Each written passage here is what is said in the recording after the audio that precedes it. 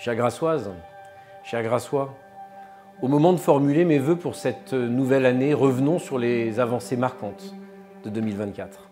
Citons la mise en service tellement attendue de l'échangeur de la Paout, le lancement des travaux de déconstruction de l'îlot Calin dans le cadre du projet de requalification de la ZAC Martelly, ou encore l'inauguration des nouvelles urgences de l'hôpital de Grasse. Dans un registre plus léger, Grasse a vibré au rythme d'une activité événementielle, sportive et culturelle soutenue, avec le passage de la flamme olympique sur le sol grassois, la tenue du prestigieux Salon des matières premières, le Saint-Par, à Grasse, et la première édition du Salon du livre d'histoire. Partout sur le territoire, les projets en cours témoignent d'une dynamique et des dynamiques enclenchées pour faire réussir Grasse. La requalification du boulevard Maréchal Leclerc progresse chaque jour, actant la mutation de cette voie en espace plus sûr, plus agréable pour les piétons comme pour les automobilistes. Ces aménagements, qui seront finalisés en avril prochain, répondent à notre volonté de mobilité des habitants pour optimiser, pour offrir aux Grassois des infrastructures toujours plus qualitatives.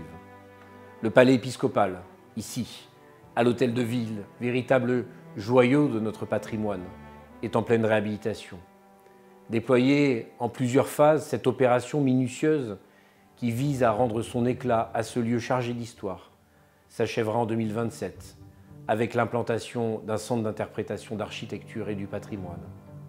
En parallèle, vous le voyez, le plan façade piloté par la SPL Pays de Grasse Développement continue à porter ses fruits et contribue très concrètement à l'embellissement de notre magnifique cœur de ville.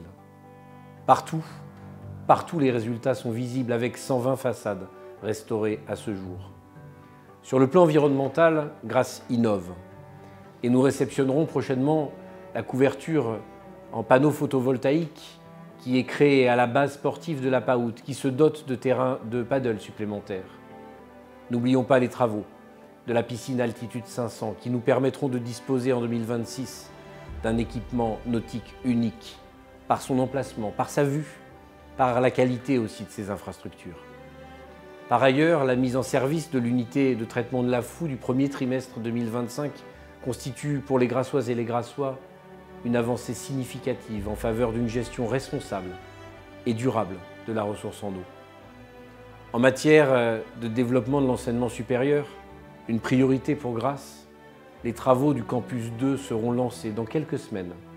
Je m'adresserai à vous dans la droite ligne de cette stratégie que nous défendons, que nous portons depuis 2014 pour revitaliser le cœur de ville grâce à l'essor de la vie étudiante, grâce à la création d'un écosystème favorable à l'apprentissage, à l'épanouissement de la jeunesse sur notre territoire en Pays de Grasse.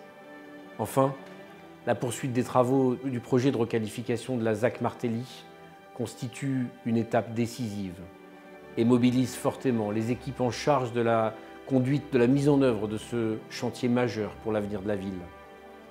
Parce que seul un état d'esprit combatif nous permettra de poursuivre sur cette voie les progrès, malgré un contexte que vous voyez de contraintes financières qui s'imposent à nous, qui s'imposent aux collectivités territoriales. Eh bien, nous abordons cette année 2025 avec confiance, avec sérénité.